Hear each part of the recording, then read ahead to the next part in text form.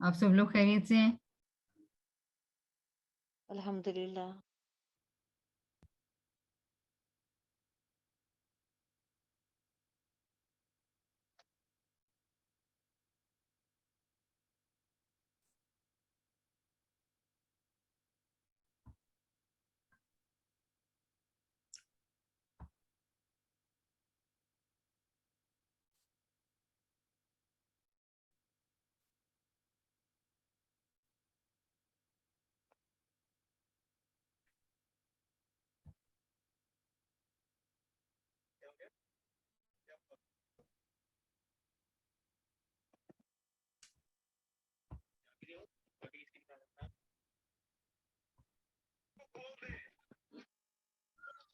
कोई I think बात कर रहा है।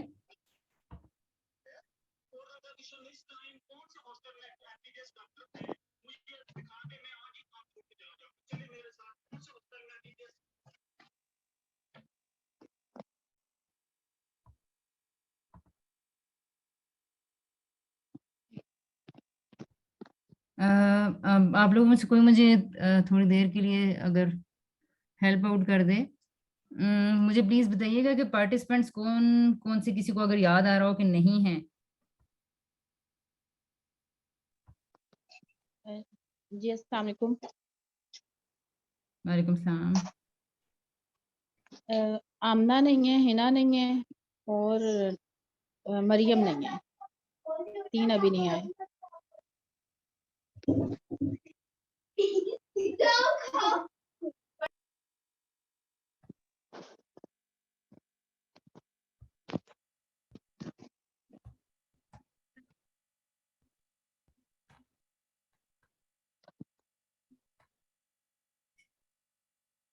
आई एम सो सॉरी कि ये थोड़ा सा वेट करना हमारे लिए शुरू में मुश्किल हो जाता है।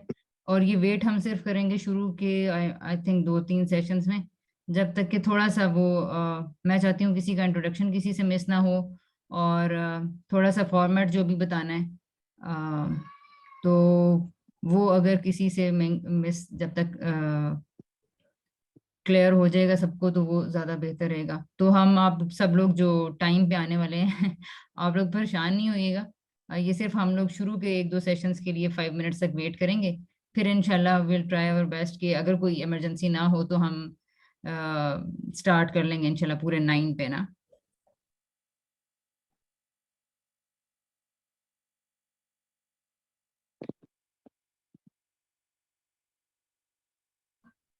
आप सब लोगों को कैसे 9 o'clock जो लोग आते हैं उनको कैसे इंतज़ाम किया हुआ आप लोगों ने टाइम पे ज्वाइन करने के लिए, क्या आप लोगों के मेजर्स हैं? अगर कोई शेयर करना चाहे तो।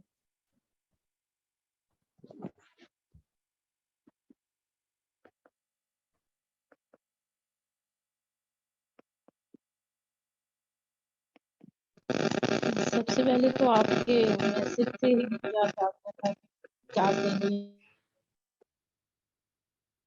है, और इससे पहले भी जहन में था ये क्लास है। अब आपकी मुझे लगता है हैंड फ्री में शायद कुछ है, गड़बड़ है, ठीक है, मैं नॉइज आ रहा चेक है। करती हूँ। लेकिन ये है कि ये इस दफा सेम लिंक है हर बार। ठीक है। पिछली दफा भी ऑलमोस्ट यही था, बस उसमें 2 ग्रुप्स की वजह से कंफ्यूजन थी तो मैं हर दफा सेंड कर देती थी। लेकिन ये है कि इस दफा जो आपको एक लिंक भेज दिया है, हर दफा यही लिंक यूज होगा आखिर तक।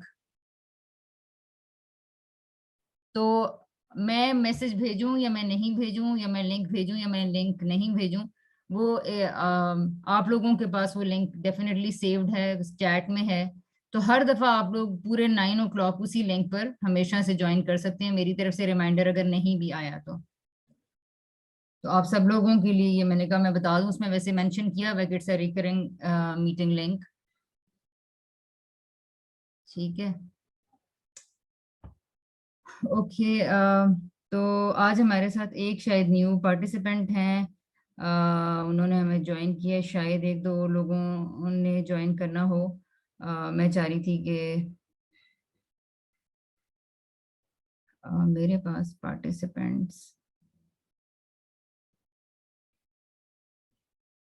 और अगर आप लोगों में से कुछ दिनों के लिए कोई ये ले सके रिस्पॉन्सिबिलिटी शुरू में नए पार्टिसिपेंट्स के लिए, जब तक कि उनको ना नहीं पता चलता कि ये दोबारा ज्वाइन करने के लिए क्या प्रोसीजर है, या दिन है, या उनको अगर तरीका नहीं पता तो उनको हेल्प करवा दिया करें या रिमाइंड करवा दें, तो it would be nice to them.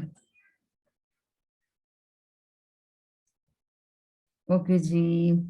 Taiba, Tayyaba, हम लोग अस्सलाम वालेकुम, पहले तो आपको और वेलकम आपको हम करते हैं। वालेकुम अस्सलाम। आपको थोड़ा सा इंशाल्लाह आइडिया हो जाएगा। आप अगर रिकॉर्डिंग सुन सकें तो फिर पिछली दफ़ा सुन लीजिएगा, आप इंशाल्लाह सारे पार्टिसिपेंट्स के बारे में कुछ ना कुछ जान पाएंगी। और आज अगर आप अपना तारुफ करवा दें हमारे सारे पार्टिसिपेंट्स के लिए, मैं आपको बता देती हूँ कि हम लोग क्या आपके इंट्रोडक्शन में जानना चाहेंगे। आप रिलैक्स होकर मेरा अपना नाम टाइम लें, मैं आपके सामने एक स्लाइड शेयर करती हूँ। जी।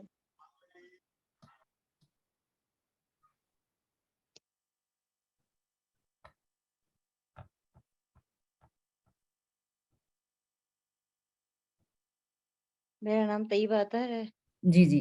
और मेरे तीन बच्चे हैं अल्हम्दुलिल्लाह। तो बस मैं हाउस वाइफ हूँ और यही कोशिश है कि एक अच्छी माँ बन पाऊँ। सही, सही। और तैयबा, इसके अलावा हम एक चीज और जानना चाह रहे थे कि motivation behind joining this workshop, आपकी क्या एक्सपेक्टेशंस हैं इस वर्कशॉप को ज्वाइन करने से? सेकंड क्वेश्चन ये है। जी। मेरी यही है अम,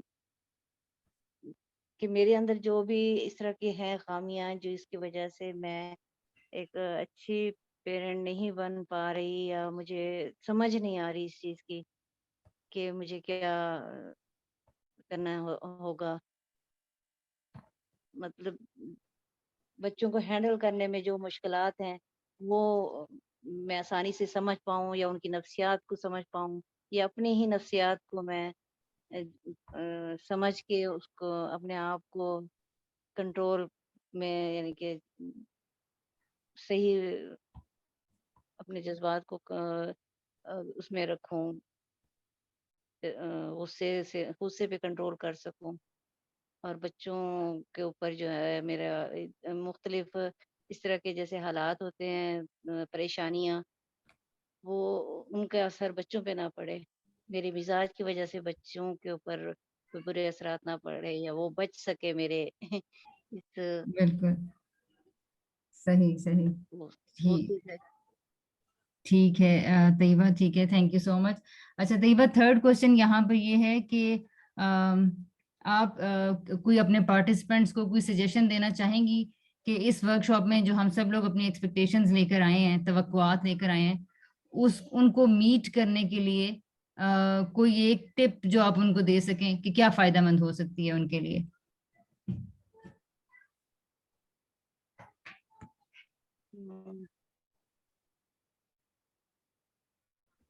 टिप में पता नहीं, अभी तो मेरा जहन नहीं काम कर रहा। ठीक है, ठीक है, ठीक है। अच्छा, और पार्ट टू हमारे पास ये है कि अगर आप ये बताना चाहें कि आपके बच्चे, वैसे तो आपने बताया आई थिंक तीन बच्चे आपने बिल्कुल बताया, और फैमिली मेंबर्स आपके घर के बस यही फैमिली मेंबर्स हैं या और भी हैं? जी। जी, मैं और मेरे हस्बैंड और 3 बच्चे हैं। ठीक है, ठीक है Tayyaba, thank you so much. ठीक है जी। नेक्स्ट पार्टिसिपेंट एक हमारे साथ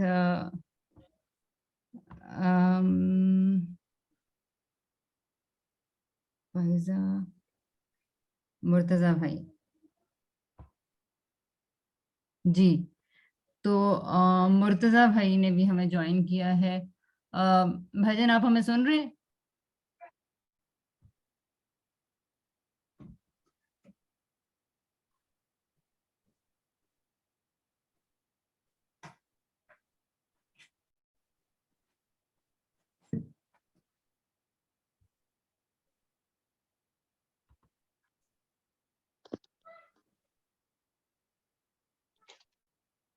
मेरा ख्याल है कोई इस साइड पे कोई माइक इशू है, क्योंकि हाँ ठीक है जी, आ गया जी। मुर्जा भैया, अब आपको आवाज आ रही है? जी जी, अभी आ रही है आवाज। जी भाईजान, अगर ये आप स्लाइड देख रहे हैं तो इसके मुताबिक प्लीज आप इंट्रोड्यूस करवा दें खुद को सारे पार्टिसिपेंट्स के लिए। मेरा नाम जी गुलाम मुर्तज़ा है, और दूसरा ये है कि मैं ये कोर्स मैंने इसलिए ज्वाइन किया है ताकि मैं जो अभी मॉडर्न डेज के चैलेंज हैं बच्चों के की ग्रूमिंग में, और जो हम अपने आप को बेबस पाते हैं, बहुत सारे जो है ना मसाइल हमारे सामने आते हैं, तो उनको अच्छे एक टैक्टफुल तरीके से और विजडम से हम उनको कन्फ्रंट करें और उनको सही तरीके से डायरेक्ट करें अपने बच्चों को towards their better future in this world as well and hereafter. मेरी दो बेटियां हैं और एक बेटा है। जो बेटी है मेरी बड़े वाली वो 18 साल की है, और जो बेटा है वो 16 साल का, और छोटे वाली बेटी 14 साल की। Thank you. Thank you so much. अच्छा मुर्जा भाई, एक अगर कोई सजेशन, एक इसमें थर्ड पॉइंट है कि एक्सपेक्टेशंस को मीट करने के लिए बेशक आप अपनी जनरल लाइफ से बता दें कि किसी भी वर्कशॉप कोर्स टारगेट गोल को में कुछ एक्सपेक्टेशंस इंसान की होती हैं, उसको इन एक्सपेक्टेशंस को मीट करने के लिए कोई सजेशन आप देना चाहें तो। फिलहाल तो मैं इस तरह नहीं हूँ कि इस पोजीशन में नहीं हूँ कि मैं सजेस्ट कर सकूं कि मुझे पता नहीं कि कोर्स कैसे चल रहा है और क्या इसकी मेथोडोलॉजी क्या है। लेकिन मैं जनरली मैं ये समझता हूँ कि जो इंटरेक्टिव चीज़ें होती हैं ना, उसमें बंदा बेहतर तरीके से सीख सकता है, और जो इश्यूज हैं, स्पेसिफिक इश्यूज जो हैं, उनको पहले हाईलाइट किया जाए, उनको लिस्ट डाउन किया जाए और उस पर फिर बातचीत की जाए, और हर एक का एक्सपीरियंस भी पूछा जाए, क्योंकि डेफिनेटली हर एक ने कुछ ना कुछ तो कोशिश की हुई है अपने इस मसले को हल करने के लिए, और it is not all the time कि वो हर दफा फेल ही हुआ है, कभी वो कामयाब भी हुआ हो। बिल्कुल। तो मेरा ख्याल है इस तरह हम उनको सॉर्ट आउट कर सकते हैं कि जो एक तो कुछ थ्योरेटिकल चीजें हैं जो आप पढ़ते रहते हैं, लेकिन कुछ प्रैक्टिकल चीजें हैं जो आप खुद कन्फ्रंट करके टेस्ट एंड ट्रायल करके जो है ना वो आप किसी जगह पे पहुंच जाते हैं। तो वो मेरा ख्याल है उनको शेयर करके और उस पर बातचीत होनी चाहिए। Thank you. ठीक, थैंक यू सो मच। ठीक है जी। अच्छा जी, पिछली दफा हम लोगों ने इंट्रोडक्शंस के बाद एक इंशाल्लाह इसका जो फॉर्मेट है, यहाँ जो लर्निंग फॉर्मेट है मेरे ख्याल के मुताबिक वो बाकी सारे लर्निंग मीडियम्स से बिल्कुल डिफरेंट है। तो मेरा ख्याल है हम सारे लोगों को, मैं कुछ पिछली चीज़ों को रिव्यू कर रही थी, तो और कुछ फीडबैक्स भी मेरे सामने थे, कुछ चीज़ें मेरे सामने आई हैं, उसके मुताबिक मैं एक सजेशन मैं ये देना चाहूँगी। पिछली दफ़ा जो लोग वर्कशॉप की गाइडलाइंस कर भी चुके हैं वहां पर एक चीज थी, ये थी कि कुछ लोगों ने ये कहा कि जब कोई इंसान बात कर रहा होता है, हमारा कोई पार्टिसिपेंट बात कर रहा होता है, तो वो बहुत लंबी बात करता है। किसी ने कहा वो लोग बहुत छोटी बात करते हैं कि उनकी बात समझ में नहीं आई, और किसी ने कहा बहुत तेजी से बात करते हैं।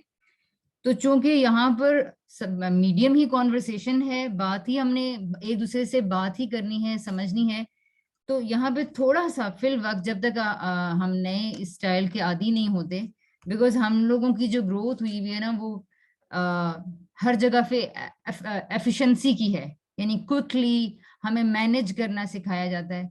हमारी बचपन से लेके अब तक की तरबियत इस तरह की है कि आप चीजों को मैनेज कर लें और क्विकली उसको आप इन टाइम हो, पंचुअल हो, ये टारगेट मुकम्मल हो, गोल ओरिएंटेड सोच है हमारी।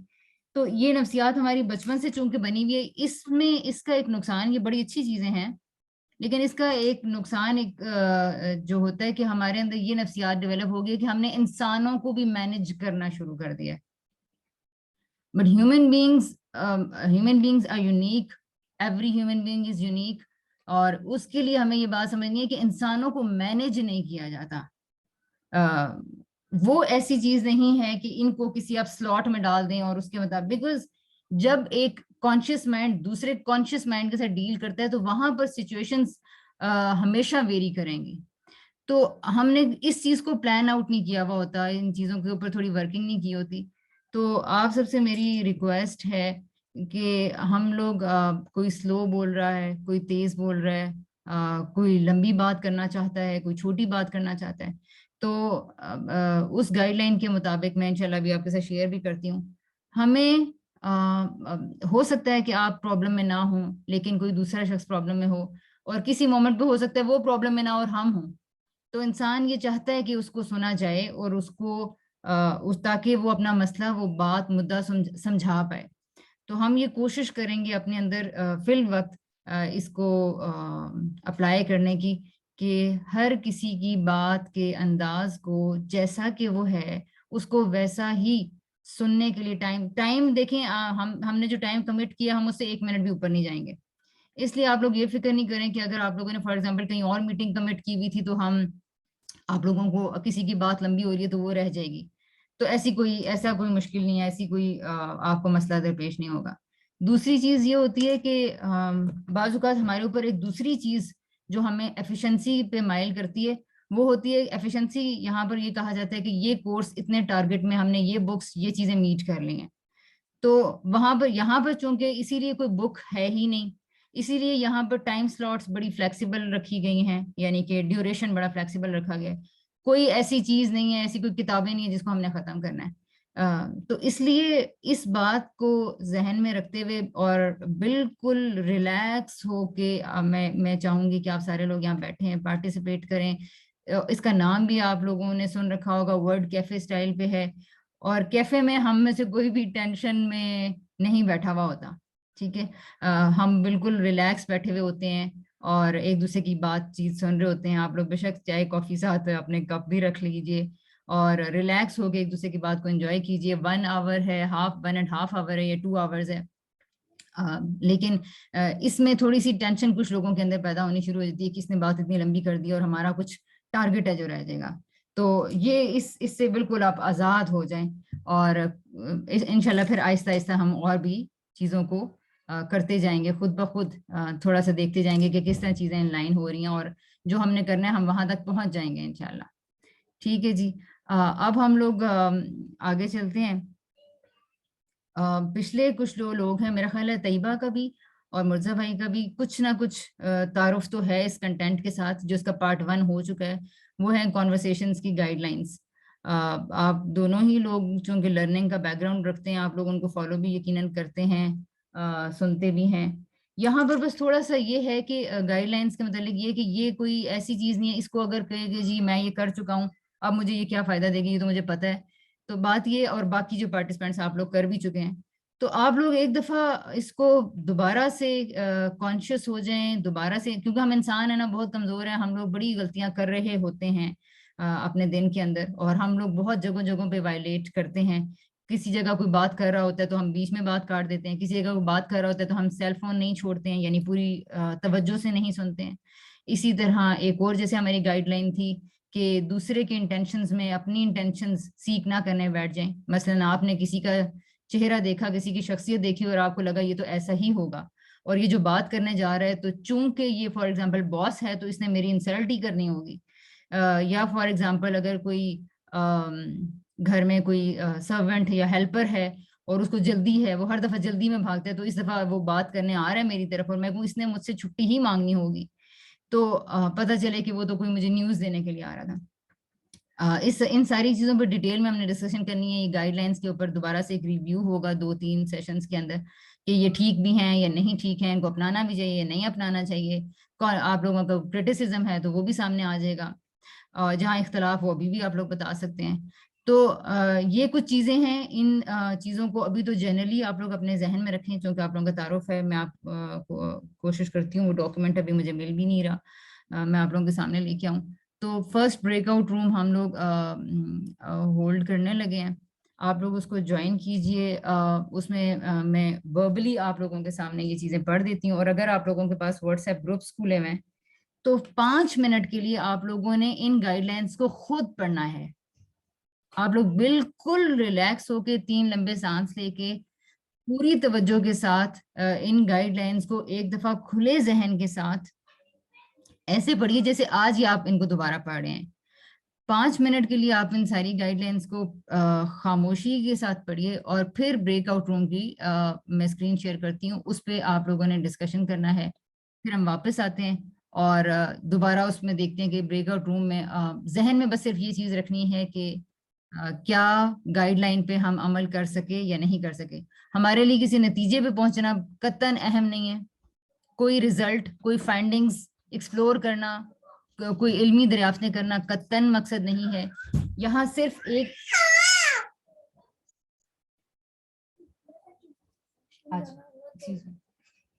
सिर्फ हमने ये स्किल प्रैक्टिस करना है। तो सिर्फ इस स्किल को प्रैक्टिस करने के लिए ये ब्रेकआउट रूम होगा। ब्रेकआउट रूम का सिर्फ मकसद यही होगा कि जो स्किल यहाँ पे हमने सीखना है और जाके हमने प्रैक्टिकल लाइफ में हमने जिसको अप्लाई करना है, यहाँ ब्रेकआउट रूम में हम उसको अप्लाई कर लें।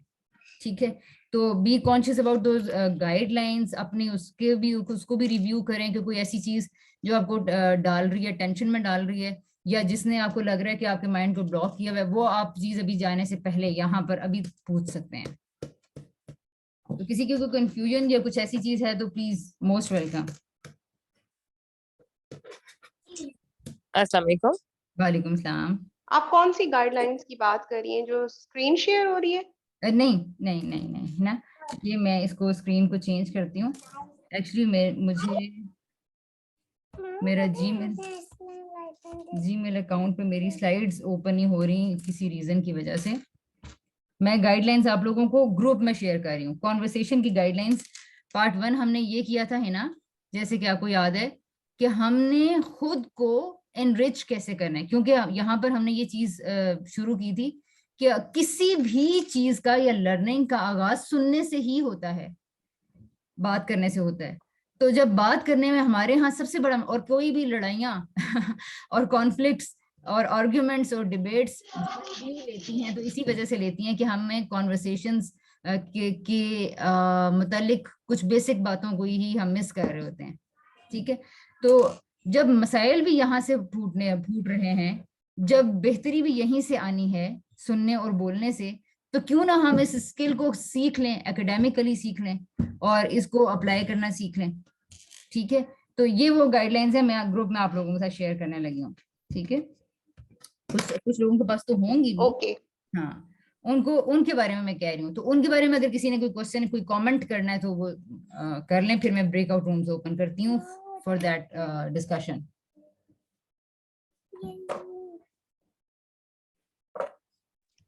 वो प्लीज शेयर कर देना पहले।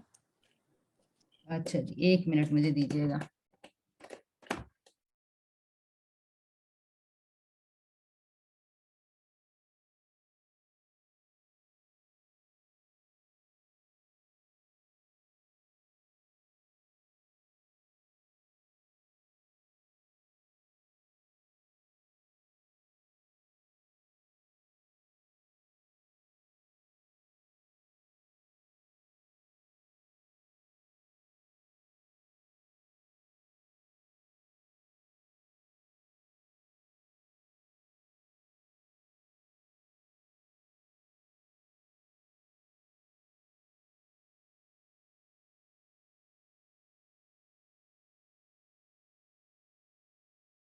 मैंने जी सेंड कर दी, जरा देख लें सब लोग ना।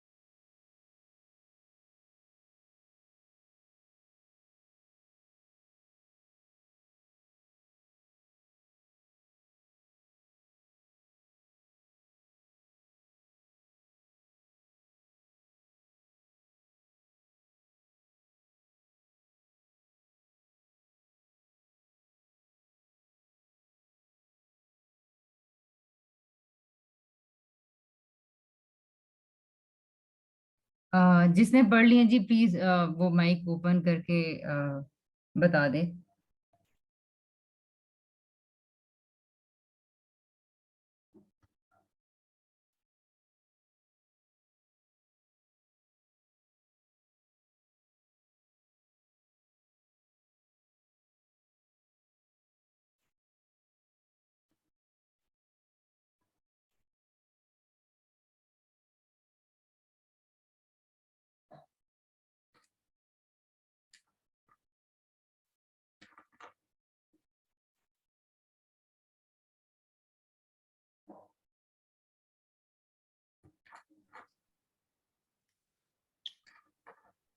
जी पढ़ ली हैं, लेकिन बताना क्या आपको, उसका बताना समरी ये है देनी है? जी, बताना ये है कि आप इनमें से किसी भी गाइडलाइन से अगर आपको कोई इख्तलाफ हो रहा है या आपको उसकी इफेक्टिवनेस नजर आ रही है, या उसमें कुछ आपको लग रहा है कि नहीं ये तो थोड़ी प्रॉब्लमेटिक हो जाएगी, तो वो आप शेयर कर सकते हैं,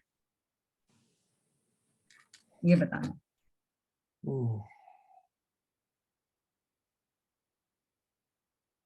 नहीं, मुझे तो लगता है ये मतलब ये थॉट आउट हैं सारी, इनमें किसी से भी डिसएग्री तो नहीं मैं कर रहा हूँ। ये भी होता है ना कि बाज़ औक़ात इंसान पहली दफ़ा तो नहीं करता, लेकिन कुछ चीज़ों को एक्सपीरियंस करने के बाद, जैसे पिछले ग्रुप में हमारे पास फीडबैक आया भी था, कुछ लोगों ने कहा जी ये वाली गाइडलाइन तो मरवाएगी मरवाएगी। मसलन मुझे शहाबा की वो याद है अभी भी, उन्होंने कहा कि अब हम अगर लिसन अटेंटिवली करेंगे तो बच्चे तो बोलते ही चले जाते हैं, बोलते ही चले जाते हैं, तो हम कहाँ उनको रोक पाएंगे और कैसे रोक पाएंगे। ये जैसे हमारे सामने एक प्रॉब्लम आई थी, इसी तरह एक और प्रॉब्लम हमारे एक पार्टिसिपेंट ने शेयर की थी, वो बड़ी इंटरेस्टिंग थी कि उन्होंने कहा कि मैं कैसे, मेरे सामने उन्होंने कहा कि मेरे इंटरेस्ट की कोई चीज़ जब मेरे से नहीं मेरे सामने आती तो बस मैं अपना मेरे से कोई डिफरेंट, जिसका मुझसे कोई ताल्लुक नहीं है, ऐसा टॉपिक मेरे सामने आता है तो मैं लॉस्ट हो जाती हूँ। ठीक है, तो अब ये सारी, ये बिल्कुल उनकी चीज, यानी इसका मतलब है कि वो कह रही हैं कि इसमें तो लिसन अटेंटिवली मुझसे पॉसिबल ही नहीं है, क्योंकि फॉर एग्जांपल मेरा शॉपिंग में कोई इंटरेस्ट नहीं है, या मेरा फॉर एग्जांपल मैच में कोई इंटरेस्ट नहीं है। अब मुझे मैच के कोई स्कोर्स आके बता रहा है और मुझे कोई विकेट्स और बॉलों की टेक्निक्स बता रहा है, तो मैं उसमें क्या कर सकती हूँ, मतलब मेरा इंटरेस्ट नहीं होगा डेवलप। तो अब ये देखें कितना प्रैक्टिकल मसला है ना।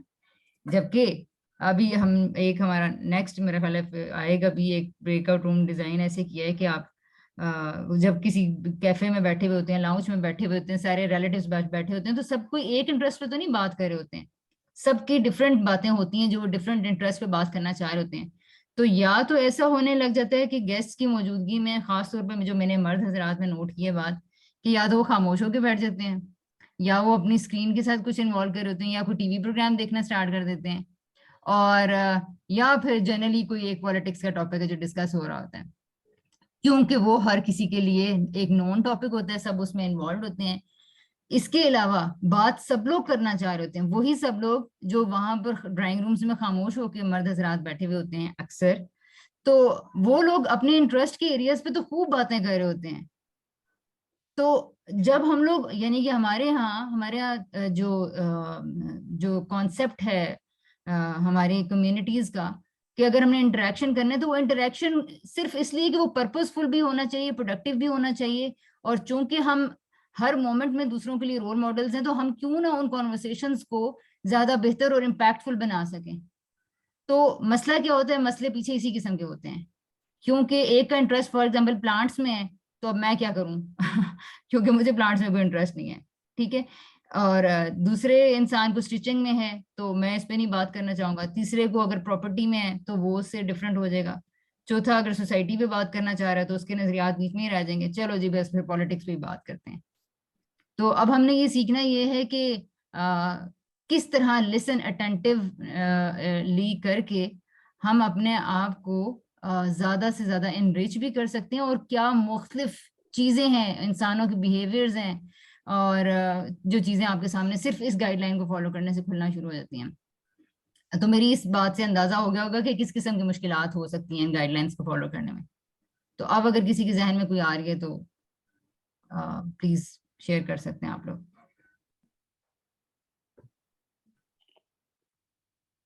एक जो बात अभी आपने किया लिसन अटेंटिवली का, तो मकसद तो फिर वो ये तो टूल्स है ना, जब आपने किस तरह से कन्वर्सेशन करनी है, लेकिन उससे पहले जो आपने एग्जांपल दिया कि मेरा इंटरेस्ट नहीं है, तो वो फिर आपकी पर्सनालिटी को थोड़ा सा तब्दील होना पड़ेगा ना, कि आप इंटरेस्ट ना भी हो लेकिन फिर भी अपने आप को इस तरह सा माइंडसेट बनाएं कि हमने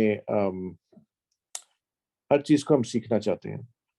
तो अगर कोई प्लांट्स के बारे में बात करे, ठीक है, मुझे तो प्लांट्स का कुछ नहीं पता, लेकिन फिर भी मैं 2-4 सवाल तो पूछ ही लूँगा। इस तरह के जो अगला बंदा है वो अगर बात करना चाह रहा है या उसका वो काम है, फॉर एग्जांपल वो ऐसा कोई काम करता है, तो वो थोड़ा अपना खुल के, तो उससे उससे ये पता लगता है कि ज़रूरी नहीं होता कि आप उसके इंटरेस्ट या जो वो बात कर रहा है वो आपके इंटरेस्ट में है इसलिए आप सुन रहे हैं।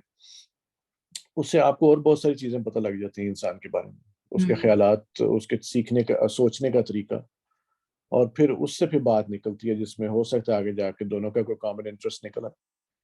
तो मेरा ख़्याल होता है कि जब कहीं गए, किसी के घर पार्टी हो रही है, कुछ दावत है, बहुत सारे लोग मुख्तलिफ आए हुए हैं, तो हर बंदे से खुल के आप बात करें, हर टॉपिक पे बात करें जो वो करना चाह रहे हैं या जो कर रहे हैं, और किसी तरह से जवाब भी दें, और उससे फिर वो कहीं ना कहीं ऐसी जगह पे जाके बात चली जाती है जहाँ पे, और ज़रूरी नहीं वो पॉलिटिक्स ही हो, पॉलिटिक्स कम ही होती है हमारे, लेकिन कुछ ऐसी जगह पे चली जाती है जहाँ पे दोनों का इंटरेस्ट है, कुछ आप सवालात पूछ रहे हैं, आप उनसे सीख रहे हैं, कुछ वो आपसे सीख रहे हैं।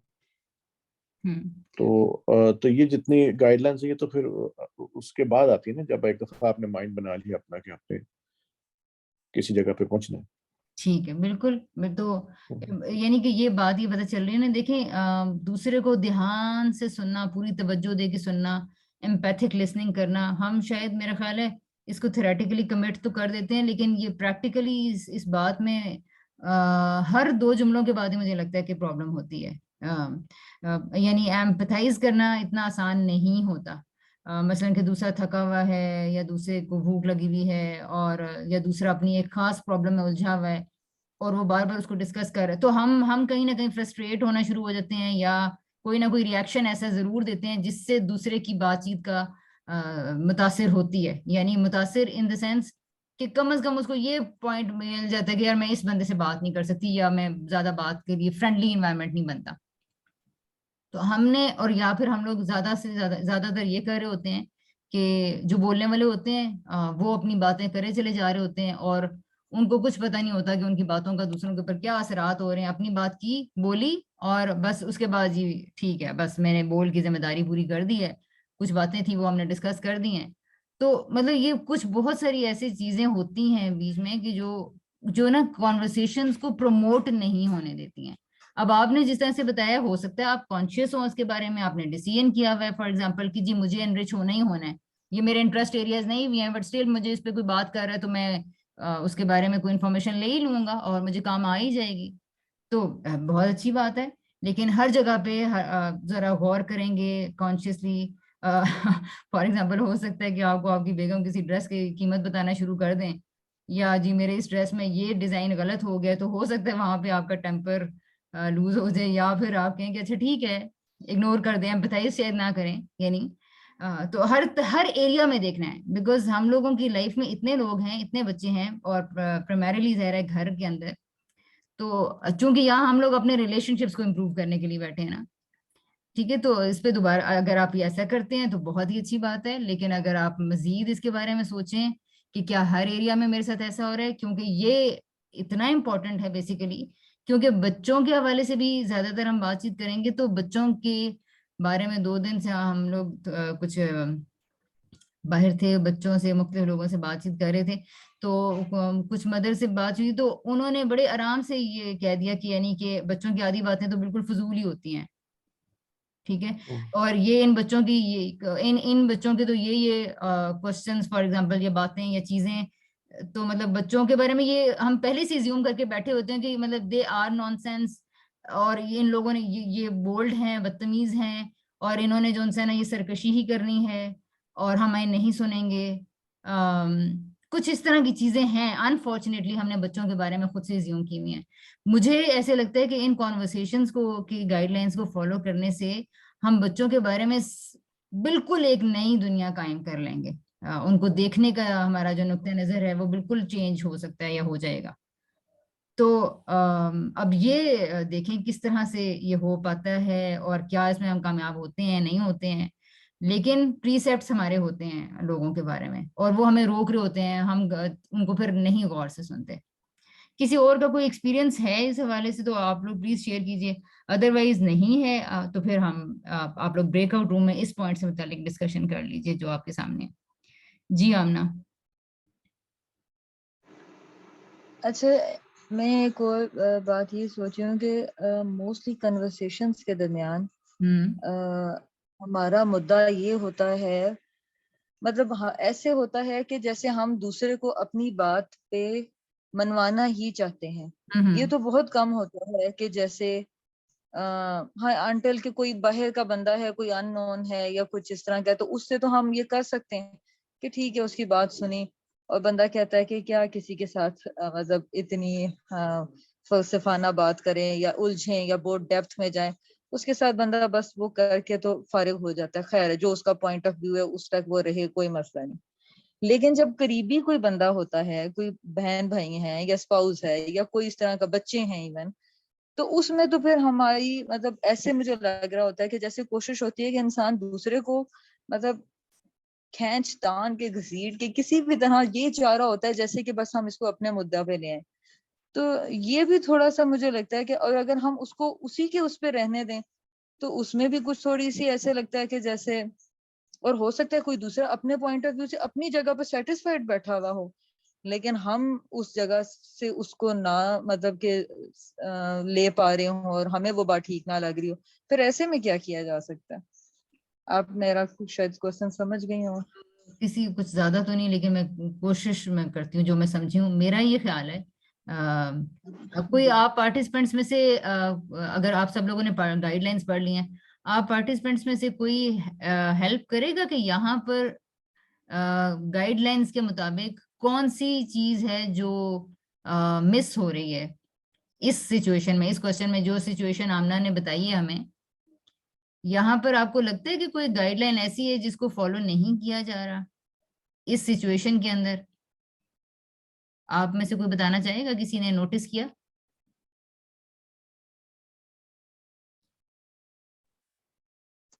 इसमें तो काफी सारी नहीं फॉलो हो रही ना, कि हम इसमें जो है वो we are not seeking good intentions, ठीक है, और सबसे पहले we are not listening them to enrich ourselves, और ऑलरेडी हमने अज्यूम कर लिया कि हम पॉइंट पे लाना चाहते हैं।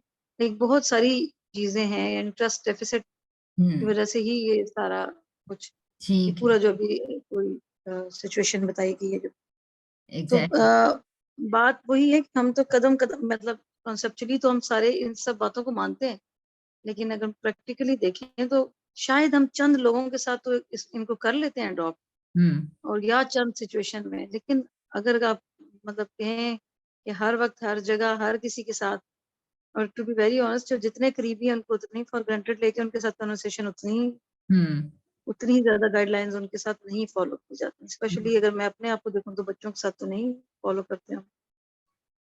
बिल्कुल बिल्कुल। अच्छा आमना, आमना आपको समझ में आई है ये बात? हाँ थोड़ी ठीक है, समझ में तो आई है, लेकिन मुझे ये लग रहा है कि उसमें फिर हम ये करते हैं ना कि हम मुख्तलिफ किस्म की दलाइल फर्ज करें कि जैसे देते हैं या मुख्तलिफ वो करके, मतलब मैं इस बारे में यही कहूंगी, ठीक है मैं इस बारे में कहूंगी कि जो है वो हमें दूसरे के भी पॉइंट ऑफ व्यू को अंडरस्टैंड करना चाहिए, लेकिन मुझे यही लग रहा है ना कि जैसे हम दूसरे को उसके पॉइंट ऑफ व्यू पे नहीं रहने देते, या फिर या जैसे मैं कैसे आपको समझाऊं, मैं खुद भी थोड़ी सी वो हो रही हूँ, लेकिन मुझे यही लग रहा है कि जैसे हम यही करते हैं कि हम दूसरे को, चाहे हम उसके साथ अपनी तरफ से एम्पैथी भी कर रहे हो सब कुछ, लेकिन हमें लग रहा होता है कि नहीं शायद ये ठीक नहीं सोच रहा, या इवन कि आप किसी बच्चे के मामले में ले लें, अब जैसे बच्चा कह रहे हैं नहीं मैंने स्कूल नहीं जाना फर्ज करें, तो अब हम कैसे उसको उसके मुद्दा पे छोड़ सकते हैं, या कैसे मतलब इसमें फिर क्या हम कर सकते हैं। थोड़ा सा वो हो गया, डायरेक्शन शायद दोनों की अलग होगी। सिद्रा पहले बीच में कुछ कहना चाह रही थी। जी सिद्रा। मैं ये कहना चाह रही थी कि शायद आमना ये कहना चाह रही है ना कि हम ये समझ के बैठे होते हैं कि यार वो है ही, मतलब वो गलती पे है ना। बहुत सारी बातों में हम समझते हैं कि नहीं हम ही ठीक हैं बिल्कुल और वो एग्जैक्टली गलत है। जब वो है ही गलत तो मैं क्यों उसकी सुनूं? मेरा ख्याल है ये कहना चाह रही थी आमना। पर वो इतने हाँ, कुछ खुले ऐसा लफ्जों में भी कह नहीं रही। ठीक है, कुछ ऐसा भी है, बिल्कुल। ठीक है, सही तो सही। और अगर गाइडलाइंस के हवाले से देखा जाए तो गाइडलाइंस फिर आमना की बात में तो कोई भी फॉलो नहीं हो रही, स्पेशली लास्ट 3-4 तो जो इनमें से कोई भी फिर फॉलो नहीं हो रही। बिल्कुल। मसलन आपने इंटेंशंस खुद से सीख कर लिए कि वो हमें किसी पॉइंट पे लाना चाह रहा है, वो हमें गलत समझ रहा है, वो हमें कोई नया पॉइंट सिखाना चाह रहा है। ये सारी इंटेंशंस आपने खुद सीखी हैं उसकी बाद में। इसका बेहतरीन तरीका ये है, जो पिछली वर्कशॉप में हमने जब उनसे किया था, डिस्कशन की थी, तो इसका हमने आंसर सोल्यूशन ये निकाला था कि हम दूसरे से क्वेश्चन करके पूछ सकते हैं कि क्या आप ये कहना चाह रहे हैं, यानी आप मुझे ये बताना चाह रहे हैं कि मैं इस तरह नहीं सोचूं, मैं इस तरह सोचूं। तो एक पोलाइट क्वेश्चन हम क्राफ्ट करके दूसरे इंसान से ये कंफर्म कर सकते हैं। तो अगर वो कंफर्म कर देते हैं इस बात को, तो फिर हम ये कह लेंगे कि अच्छा अब मैं इसकी बात को सही समझ गई हूँ, अब उसके बाद अगली चीज बात आगे चलेगी। ठीक है, लेकिन अगर आप उसकी इंटेंशंस खुद से सीख करने बैठ गए हैं, तो फिर तो बड़े जैसे कहते हैं ना, शॉर्ट सर्किट हो सकता है कुछ भी। अच्छा आगे चलते हैं, आगे किसी और। हाँ जी फारूक जी, आप क्या पॉइंट ऐड करना चाह रहे हैं? अस्सलाम वालेकुम। वालेकुम सलाम। अच्छा, इसमें ऐसा है कि बेसिकली आपके को जो बहुत ही नियर वन कोई जो अगर तो आपको पता है उसका ना कि वो किसी ऐसे पॉइंट पे खड़ा है जिसकी वजह से ना सिर्फ उसको नुकसान हो रहा है बल्कि उसके साथ रिलेटेड जो भी एसोसिएटेड लोग हैं उनको भी नुकसान हो रहा है। और तो फिर आप डेफिनेटली आपके जहन में तो है कि वो जिस पॉइंट पे खड़ा है वो गलत है। अब उसके साथ कन्वर्सेशन आप अगर इस तरह शुरू करेंगे कि आप तो हैं ही गलत या ये बिल्कुल नहीं है, आप उसका पहले पॉइंट ऑफ व्यू सुने, वो उसी तरीके से उसको समझने फिर उसको एहसास हो कि हाँ बिल्कुल ये मेरी बात जो है ना सुनने के लिए या प्रॉब्लम को सॉल्व करने के लिए सुन रहा है। तो फिर आप उसको बताएं कि नहीं, अगर आपका ये पॉइंट है तो इसको ऐसे भी ठीक हो सकता है, इन इशू को ऐसे एड्रेस कर सकते हैं। तो ये होता है डेफिनेटली। लेकिन ये है कि अगर मतलब इन लोगों के साथ या ऐसे जो करीबी लोग होते हैं उनको फिर उनको बताना तो होता है, ज़हन में तो है हमारा कि वो ठीक जगह पे नहीं खड़ा हुआ, ठीक तो है। फिर वो कन्विंस करना ही होता है, यानी दलाइल के साथ करें आप। तो एक जहन में यानी कि ये वाली जो है कि आप कोई डिबेट विन नहीं करनी, ना ही ये है कि अपना पॉइंट ऑफ व्यू उसके ऊपर थोपना है, लेकिन आपने उसको कन्विंस करने के लिए एफर्ट करनी है कि जिस जगह पे आप खड़े हैं कि जो है ना ये अब ये इसमें मजीद आप इस पे अगर खड़े रहेंगे तो नुकसान आपको भी होगा और हमें भी होगा। ठीक है। तो अच्छा फारूक, मैं अब आपसे ये है कि मैं एक क्वेश्चन अगर आपसे करना चाहूँ, आप किस पॉइंट ऑफ व्यू जी जी के सामने आ जाएगा थोड़ा खुल के, कि फॉर एग्जांपल अगर मैं 10-12 साल पहले या 15 साल पहले फॉर एग्जांपल मैं किसी खास सब्जेक्ट में फॉर एग्जांपल स्टडीज लेना चाह रही थी, या मैं किसी खास तरह से कोई डिग्री लेना चाह रही हूँ इकोनॉमिक्स में या उर्दू में। तो अब आपके नजदीक पूरी आप चूंकि फॉर एग्जांपल अगर आप किसी पेरेंट की जगह पर हैं, आपने दुनिया देखी है, आपके पास एक्सपीरियंस है और आप माशरे को जानते हैं, ठीक है, और आप उस पर्सन को जो जो आपके सामने बहुत उम्र में छोटा है बच्चा, वो आपके सामने ये क्या बच्चा मतलब बड़ा भी है, लेकिन जैसे कि 18-20 साल के बच्चे आजकल डिग्रीज ले रहे हैं। तो यहाँ माइक किसी का शायद ओपन है, ठीक है। तो अब ये अगर हो रहा है, सॉरी आप लोगों को भी नॉइज आ रहा है? जी हिना का माइक चेक करा। ओके ठीक है। अच्छा, अब अगर आप उसे ये कन्विंस करते हैं फॉर एग्जांपल कि नहीं तुम ऐसा करो कि इस सब्जेक्ट में कर लो, आपने चूंकि पूरी मार्केट सर्वे करके या पूरी सोसाइटी को देख के अब बहुत वर्किंग करके ये फैसला किया है, तो अब इसका मतलब ये है कि आप ये कहना चाह रहे हैं कि आपको तो ये मालूम हो गया, आपने इन्फॉर्मेशन भी कलेक्ट कर ली, आपकी वर्किंग भी है, आपकी एज भी ज्यादा, आपका एक्सपीरियंस भी ज्यादा है। अब आप उस बच्चे को मुसलसल कन्विंस कर रहे हैं कि ठीक है इस ये जो बात करना चाह रहा है, फॉर एग्जांपल ये जो डिग्री या ये जो सब्जेक्ट पढ़ना चाह रहा है, इसकी वो हैसियत, वो मुकाम, या वो जो भी आपके जहन में हो सकता है एजुकेशन से मुतालिक, या कुछ भी पैराडाइम्स हो सकते हैं, आपके मुताबिक वो ठीक नहीं है। तो अब आप यानी ये कहना चाह रहे हैं कि सारी कॉन्वर्सेशंस में आप यही सोचेंगे कि मैंने इसको कन्विंस करना है अपने मुद्दा पे?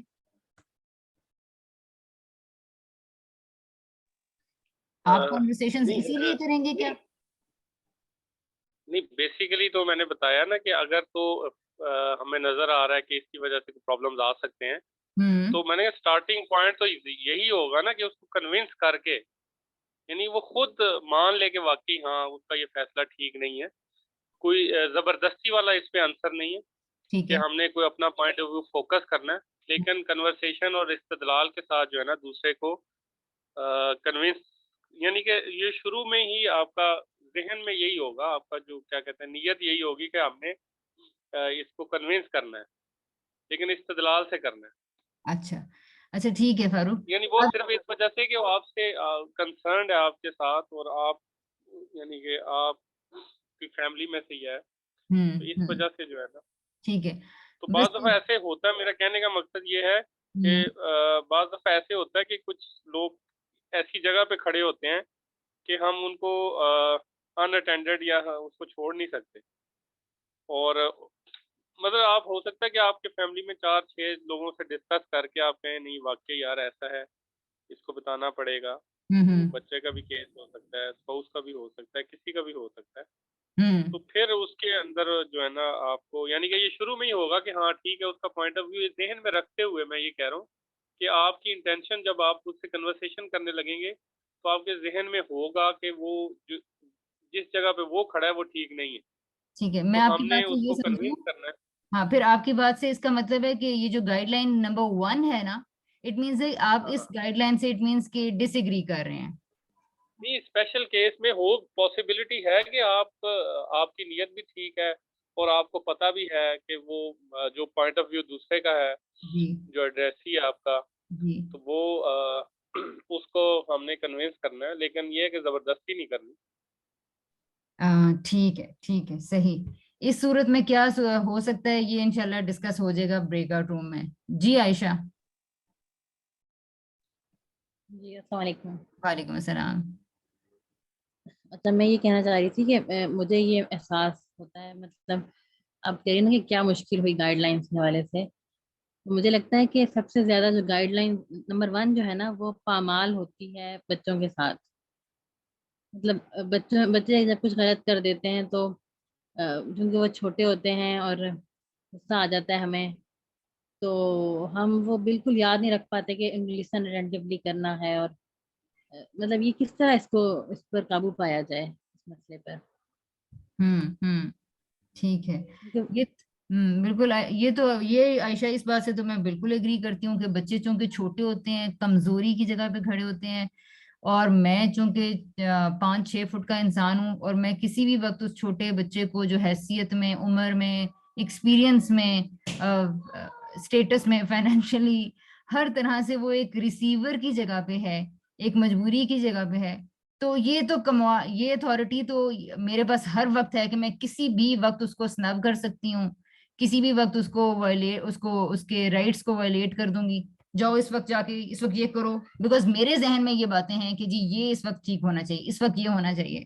तो ऐसा तो है कि हम लोग बच्चों के साथ ये सबसे ज्यादा कर जाते हैं। दूसरा बात ये जी कि ये इसके ऊपर काबू कैसे पाना है कि हम हर दफा बच्चों को ध्यान से सुने। ये कोशिश तो हमने करनी है, हम शायद इसमें कामयाब नहीं इतने ज्यादा हो सकेंगे, बट हमने कोशिश करनी है। हमने सिर्फ वो एनवायरनमेंट क्रिएट करना है। आप ठीक है, 10 दफा आपका बच्चा आपसे बात कर रहा है, ये 20 बार कर रहा है, उसमें से हम 5 दफा अब हम बच्चे को सुनना शुरू हो गए हैं। तो मैं माइक्रो लर्निंग के कॉन्सेप्ट से इतनी ज्यादा कन्विंस्ड हूँ कि मैं ये कभी भी नहीं कहूंगी कि आप आज से एक सहले, बेहतरीन, परफेक्ट किस्म के इंसान बन जाएं। मैं यहाँ से ये स्किल्स को इम्प्रूव करने जो मैंने सीखा भी है, फॉर एग्जांपल अपनी लर्निंग से, तो मुझे ये है कि अगर मैं नहीं सुनती थी तो अब मैं दिन में 2 बार सुन लूं, अब मैं 1 घंटे में 1 बार सुन लूं, 2 बार सुन लूं, इम्प्रूव करना शुरू करूं। मकसद हमारा सिर्फ कॉन्शियसनेस डेवलप करना है। अमल करने में काफी मसाइल होते रहेंगे, हर वक्त होते रहेंगे, लेकिन मसला असल में है कॉन्शियस कौन है और कौन नहीं है। और अगर कॉन्शियस को बेदार करने का अमल चल गया है तो आप उसमें सबसे बड़ा फायदा ये होता है कि कॉन्शियसनेस इंक्रीज होती चली जाती है, इंक्रीज होती जाती है। यानी अगर आपने आज एक बार सुनने में कामयाब हो गई और आपने अपने टारगेट ये रखा हुआ था कि मैंने ये करना है, तो अब आप कल 2 बार सुनने में भी कामयाब हो जाएंगी। तो इसको सिर्फ प्रैक्टिस करने से, और आप कम से कम ये प्रैक्टिस कर लें जी कि 1 दफा 2 दफा, और ये आपने अगर नोटिस भी कर लिया कि आज तो मैंने बच्चों की बात को इतनी दफा अहमियत देकर बड़ी तवज्जो से सुना, और अगर खास तौर पर किसी मुश्किल लम्हे में, मसलन अगर आपकी गाड़ी निकलने लगी थी, आप ऑफिस जाने लगे थे, या आपकी क्लास कुछ शुरू होने लगी थी, उस टाइम पे आपने अगर बच्चे को किसी टाइम पे तवज्जो दे के सुन लिया है, तो उसका इम्पैक्ट बच्चे के ऊपर और भी ज्यादा होता है। यानी जितने हम मुश्किल हालात में बच्चों की बात को सुनते हैं, तो ये बहुत ज्यादा बच्चे के ऊपर असर डालता है, उसके जहन के ऊपर असर डालता है, और वो एक चीज पिक करता है। हम ये कह रहे होते हैं ना, पता नहीं बच्चे क्यों नहीं सुनते, ये क्यों नहीं सुनते, क्योंकि वो जिस काम में शुरू हो गए बहते चले जाते हैं, ये उन्होंने हमसे सीखा हुआ है, क्योंकि हम ये कह रहे हैं इस वक्त नहीं, इस वक्त नहीं, इस वक्त नहीं, तो एग्जैक्टली वो ये कर रहे होते हैं। तो मैं ये कहूंगी कि जस्ट आप 1 2 3 4 के फिगर से शुरू कर दें, और आप फिर इम्प्रूवमेंट अपनी खुद नोटिस भी करें। यानी ये कॉन्शियस में बात रहनी चाहिए कि कल मैंने 1 बार सुनी और आज मैंने इतनी दफा सुनी, तो ये आप इसका फर्क खुद ही महसूस कर लेंगी। जी मुर्तजा भाई। अच्छा, मैं ये समझता हूँ कि जो कन्वर्सेशन की बात हो रही है ना, आई थिंक थोड़ा सा मेरा ख्याल है शायद हम मिक्स करते हैं उसको ना। जो हम बच्चों को इंस्ट्रक्शंस देते हैं और आम नॉर्मल काम करवाने के लिए डे टू डे रूटीन की इंस्ट्रक्शंस होती हैं, वो बड़ा बच्चों के लिए इरिटेटिंग होता है, वो कन्वर्सेशन नहीं होती मेरे ख्याल में। कन्वर्सेशन आप हमें पहले भी हम डिस्कशन करते रहे हैं कि वो एक स्पेसिफिक टाइम होना चाहिए, एक अलग टाइम हो जिसको निकाला जाए और बड़े अच्छे एनवायरनमेंट में बातचीत की जाए। और ये जो डे टू डे रूटीन हम बच्चों को कहते हैं कि जी आप खाना खाएं, खाने में ये खाएं, पढ़ाई करें, या और कोई हम इंस्ट्रक्शन देते हैं ना, वो उसमें बहुत सारे जो रूल्स हैं ना, वो उसकी हम वायलेशन करते हैं। और मेरा ख्याल है वो ज्यादा कम्युनिकेशन करना, ज्यादा बताना काउंटर प्रोडक्टिव है, और उससे बच्चे जो है ना वो एक किस्म के जिसको कहना चाहिए डीड से हो जाते हैं, और जिसमें ना वो आगे से कोई पॉजिटिविटी की तरफ जाते हैं, बल्कि वो उल्टा हम उनकी ईगो को हिट कर रहे होते हैं और वो फिर रिएक्ट करते हैं। जिस तरह हमें ये बात पता है कि प्राइमरीली जो भी पब्लिक डीलिंग हो या कन्वर्सेशन हो, उसके अंदर 2 बेसिक चीजें हैं। वन इज कॉन्शियस एंड दूसरे नंबर पे है ईगो। हम अक्सर लोगों की ईगो को हिट करते हैं, जिसकी वजह से वो रिएक्शन आता है। वेराज हमें चाहिए कि हम उनके कॉन्शियस जो है ना उस पे उसको हिट करें, यानी कि और उसको हिट करने के लिए है बड़ी सूदिंग किस्म की, बड़ी लाइट सी बातचीत होनी चाहिए, जिसमें किसी को लेट डाउन ना किया जाए, उसके आर्गुमेंट को सुना जाए और अपना पॉइंट ऑफ व्यू उस बातचीत में बताया जाए। फॉर एग्जाम्पल, मैं एग्जाम्पल दे देता हूँ कि पब्लिक डीलिंग है कि एक जगह पे एक मोटरसाइकिल वाला जो है ना और जा रहा था, और सामने एक पैदल बंदा जा रहा था, तो उनका आपस में वो एक्सीडेंट होता है। जो मोटरसाइकिल वाला है वो पैदल वाले को मारता है। तो अभी वो जो मोटरसाइकिल वाला है, ही वाज मूविंग, यानी वो मूव कर रहा था उस बंदे की तरफ जिसको उसने हिट किया है, अपने कॉन्शियस की वजह से कि जी मैंने गलती की है। वो जैसे ही उसके पास करीब पहुंचता है, तो वो जो पैदल जिसको हिट किया होता है मोटरसाइकिल वाले ने, पैदल वाला जो बंदा होता है, वो आगे पहले ही तैयार होता है और आगे से वो बदतमीजी शुरू कर देता है और गालियां देना शुरू कर देता है। अभी यहाँ पे जब उसने गालियां देना शुरू कर दी ना, यहाँ पे जो मोटरसाइकिल वाले का जो था ना एक मोड, कॉन्शियस वाला मोड, जहाँ पे उसका कॉन्शियस जो है ना वो उसको मूव करा रहा था कि जी आपने माफी मांगनी है या माजरत करनी है, वो इगोइज्म में चला गया और वो आगे उसने भी आगे से बदतमीजी शुरू कर दी। यही चीज हम जो है ना अपने बच्चों के साथ करते हैं। फॉर एग्जाम्पल, उस दिन जो मेरी बेटी है मुझे ये कह रही थी कि जी बाबा मैं जब अच्छा खाना पका हो और मैं किचन में नूडल्स बना रही होती हूँ ना, तो मुझे बड़ा बोझ होता है मेरे माइंड पे कि ये अच्छा खाना बनाओ, लेकिन फिर भी मैं नूडल्स बना रही हूँ। लेकिन मामा जैसे ही मुझे कहती हैं कि तुम क्या कर रही हो, तुम जो है ना तुम्हें पता नहीं इतना अच्छा खाना बना हुआ है और तुम फिर भी नूडल्स बना रही हो, तो फिर मेरा जो है ना, फिर मैं एक और मोड में चली जाती हूँ, और फिर जो मेरा माइंड में चीजें होती है मैं भूल जाती हूँ, फिर मैं गुस्से में चली जाती हूँ। तो कहने का मकसद ये है, जो मैं पॉइंट ऑफ व्यू दे रहा हूँ यहाँ पे, वो ये है कि हम अक्सर अपनी कन्वर्सेशन में बच्चों के साथ इक्विज्म की तरफ जाते हैं, उनको ईगो को हिट करते हैं, उनको इरिटेट करते हैं, उनको ताने देते हैं, और इवन बड़ों के साथ भी जब हम बातचीत करते हैं उनको ताने देते हैं। इन तानों की वजह से वो आगे से जो ना रिएक्ट, वो बेसिकली रिएक्शन होता है, कन्वर्सेशन नहीं होती है वो। बिल्कुल बिल्कुल बिल्कुल ठीक, डील नहीं होती, वो आर्गुमेंटेशन नहीं होती, बल्कि वो ताने होते हैं, और वो सही तरीके से जो है ना वो जो ना आप कंक्लूजन पे पहुंच नहीं सकते। Thank you. बिल्कुल ठीक, बिल्कुल ठीक। अच्छा, ये इंशाल्लाह ये बातें सारी कॉन्सेप्ट की डिटेल में आएंगे। कौन सी लाइंस, कौन सी चीजें ऐसी हो सकती हैं जो हमें इसको, बल्कि हमें इस दफा तो इंशाल्लाह डिटेल से डिस्कस करेंगे। कॉन्सेप्ट का नाम है क्राफ्टिंग क्वेश्चंस, और जो ये कॉन्वर्सेशन इसको लीड करना है, इसका नाम है अप्रिशिएटिव इंक्वायरी। तो ये एग्जाम्पल्स वहां पे फिर इंशाल्लाह बहुत सारी लेंगे, जो बच्चों से मुतल्लिक, हमारे स्पाउस से मुतल्लिक, और सब ऑर्डिनेट से, या आपके फैमिली मेंबर्स जो भी हैं उनसे मुतल्लिक जो आपके केसेस या एग्जांपल्स होंगी, तो वहाँ कोई ना कोई कॉन्वर्सेशन हम इंशाल्लाह देखेंगे बारी बारी, सब पार्टिसिपेंट की एक एक, और उसको केस स्टडी बना के हम उस पर काम करेंगे, कमेंट्स लेंगे। बट लिस्ट टिल देन हम लोग तब तक हम लोग ये करेंगे कि इस स्किल को हमने प्रैक्टिस करना ज्यादा शुरू कर देना है, क्योंकि ऐसा ना हो कि जी किसी का केस सामने आए और फिर उसमें हम कहें जी आपने ये गलत कर दिया, तो वो कॉन्वर्सेशन का जो बेसिक मकसद है वो खत्म हो जाएगा। कि अगेन, क्योंकि हम किसी को फिर उस मोड में ले जाएंगे जहां पे वो सुनना नहीं चाह रहा, बल्कि वो रिएक्ट ही करेगा कि मैं आपको, डिफेंसिव हो जाएगा यानी कि फौरन ना। ठीक है, तो इसमें इंशाल्लाह इसको डिटेल से आगे चलेंगे। शाहबा, आपने भी हाथ खड़ा किया था, कुछ आप भी कहना चाह रही थी।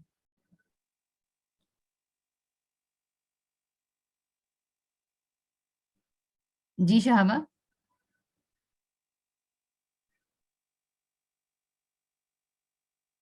आई थिंक आपका कोई माइक वगैरह का इशू है, आपकी, क्योंकि आवाज हम तक नहीं आ रही। ठीक है, आ रही है? हाँ जी, अब आ रही है, अब आ रही है।